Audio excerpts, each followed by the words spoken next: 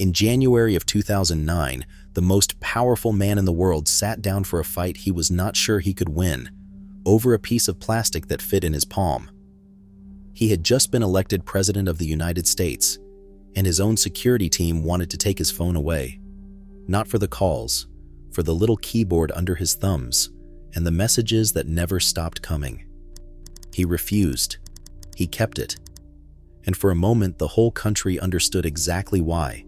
Because tens of millions of Americans were hooked on the same small black device with the same clicking keys made by a company that half of them could not even name. Remember those clicking keys? Because the very thing that made this company untouchable is the thing that would erase it.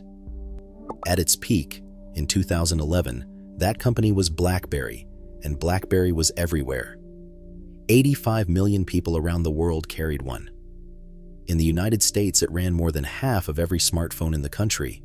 Lawyers, bankers, agents, executives, a whole working nation typed with its thumbs on those keys, so hooked that people called the thing the Crackberry.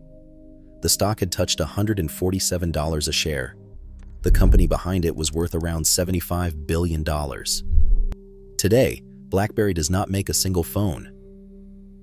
It walked out of the phone business for good in 2016. The keyboard that America could not put down is now something you find in a drawer or behind glass in a museum. Ask what happened and you will hear one word: iPhone. That is not the whole truth. BlackBerry did not die because Apple built a nicer phone. It died because it could not let go of the idea that its keyboard was still the future, long after the rest of the world had already decided it was not. One of its two chief executives, Jim Balsillie, had a phrase for the threat coming at them. "We'll be fine."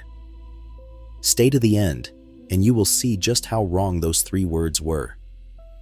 If stories like this matter to you, hit subscribe. It started in 1984 in Waterloo, Ontario, when a young engineer named Mike Lazaridis and his friend Doug Freegan founded a small company with a big, plain name: Research in Motion. For years, they built quiet, clever machines for other people. Then Lazaridis had the idea that would change how the world worked. Back then, checking your email meant sitting at a desk. What if you could carry your email in your pocket instead and answer it anywhere, the instant it arrived, on a real keyboard you could actually feel? They built it, and it did something no gadget had done before. It made email feel like a conversation. And the secret was the keyboard. Not a screen you poked at, real keys, shaped so your thumbs found them without looking. Around it, they wrapped a private messaging system, BlackBerry Messenger, faster and more locked down than anything else on Earth. For the man who lived on the road, our traveler with his thumbs never still, the BlackBerry was not a gadget. It was his office, his assistant, and his lifeline, all in one hand. The keys were the whole point. That was the identity. That was the empire. And the empire was enormous. By 2011, BlackBerry had those 85 million subscribers and more than half the smartphone market in America. Even the President of the United States refused to give his up. Governments trusted it for the same reason he did, that lockdown security nothing else could match. It looked permanent. But at that very peak, 2,000 miles away in California, a company with no keyboard at all had already shown the future, and BlackBerry's leaders had looked straight at it and laughed. That moment came in January of 2007. On a stage in San Francisco, Apple revealed the iPhone, a slab of glass with no buttons and no physical keyboard, just a screen. Mike Lazaridis, the engineer, saw the danger at once. "This is different," he said, but the rest of the leadership waved it away. Their own operations chief dismissed it out loud, saying the battery would die in a day and typing on glass was hopeless next to real keys. And on that narrow point, they were not entirely wrong. Early touchscreen typing really was clumsy, and BlackBerry owners genuinely loved their keyboards. But critics say the real blindness ran far deeper. The company could not imagine that people would trade the keys they loved for a screen that could become anything. A keyboard 1 minute, a map the next, a store of 100,000 apps the minute after that.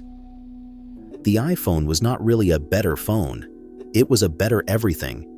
And the keys that had been BlackBerry's whole point quietly turned into a cage.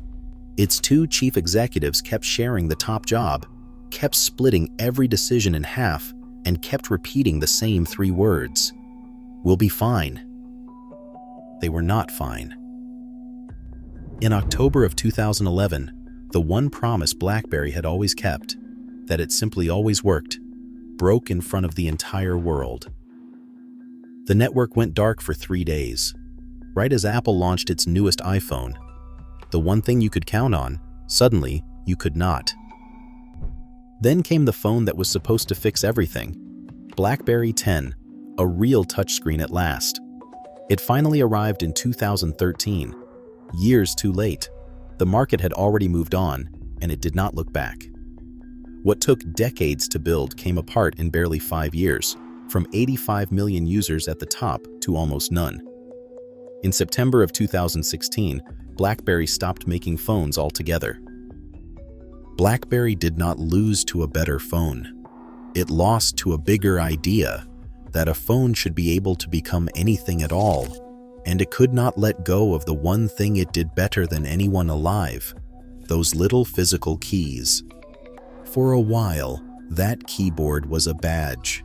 It meant you were busy, you were important, you mattered. Now it is silent.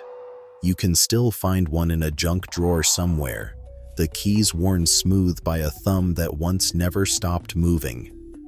Press them today, and nothing lights up.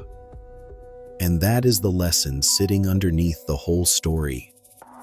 The very thing that makes you great, the thing your customers love you for, can become the exact thing you refuse to surrender, long after the world has moved on without you.